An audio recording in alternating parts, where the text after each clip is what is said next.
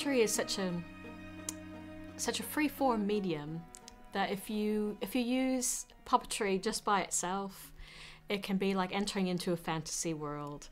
And I think that's why it's used for a lot of children's shows, is that it's a sort of like a beautiful fantasy that you can enter into.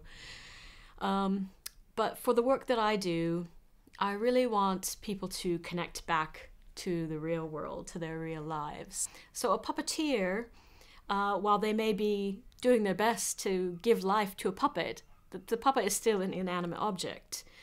And so really it's the audience that needs to come, you know, participate or not participate in terms of allowing the puppet to come alive.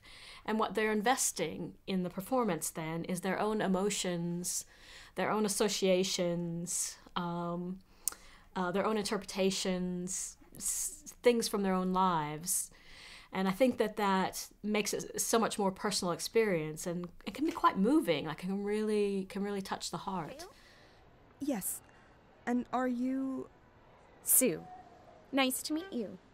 Is this Martin? Oh, yes, sorry, we're late. I missed the exit. It allows you to remove yourself from reality by having this puppet, which means that you can then focus more on the emotive journey of a character, the sensitivities of the subject matter, and it kind of puts in that one step of removal, if that's the word I'm looking for, so that you can connect with other areas of the performance. So, for example, in Rapunzel, our most recent production at the Luton Library Theatre, the witch was represented by a puppet, as well as a human actor as well, actually.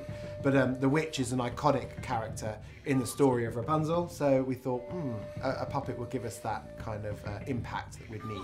And that fantasy element to be something extraordinary. I was only playing with Edric! Edric? He's my friend! When I'm creating a puppet, I think about the mood or the feeling that it's meant to convey. And as I'm sculpting the face, I try to bring that out. But at the same time, I try to make the character have a bit of a neutral expression. So while it has the character of the face, it also has, try to make the experiences of that character's life show in the face, but also the expression itself. Our productions have to have appeal to the whole family, old and young alike. And we find that puppetry is a fantastic way to engage all members of our audiences. And our particular style is rooted in giant puppetry, so larger than life characters, which is obviously very appealing to young people, young audiences, to see something that's big and bold. But also, we quite like to represent sometimes quite stereotypical characters in our work. We have often used our oversized masks throughout our kind of creating work over the last 10 years, but always as a representation of a real character. In Rapunzel, we took that a step further in terms of making the masks what Rapunzel saw in through her own eyes. So to make something overstated, surreal, a little bit scary.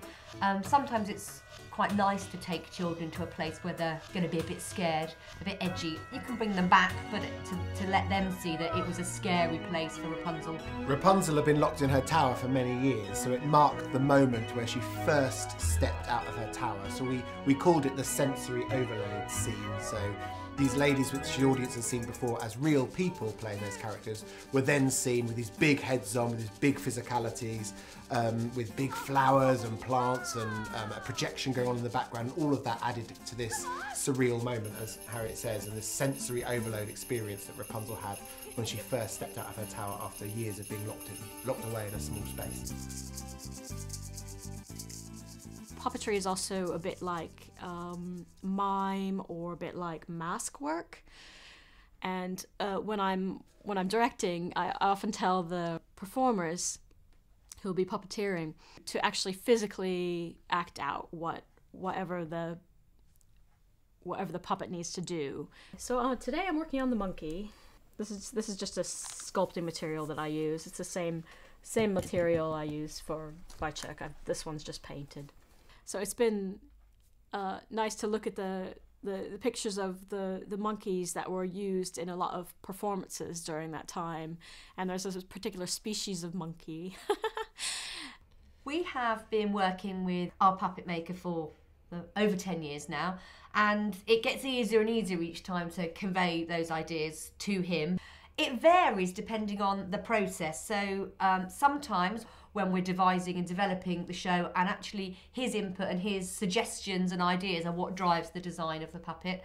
And sometimes we've got a very specific idea. In Rapunzel, for example, with the Brimble-Bottom ladies, they were real characters that were already created, so he was copying those. Sometimes it's that we've seen an image or something through our own research, or we've sketched something, but they do have a distinctive look, quite often big eyes. The actors, in terms of functionality, have to look through the nostrils, so they're sometimes big too. But that's just part of his style that has now become the Full House style, I suppose. I think it's more challenging to get adults into that whimsical place where they can give themselves permission to imagine different outcomes and different scenarios. Theatre is a visceral experience. We want the audiences to be moved by what they see on stage, and to evoke that kind of emotion in an audience member is what we always aim to do. And we find that puppetry works really well with young people to do that, but equally with adults as well.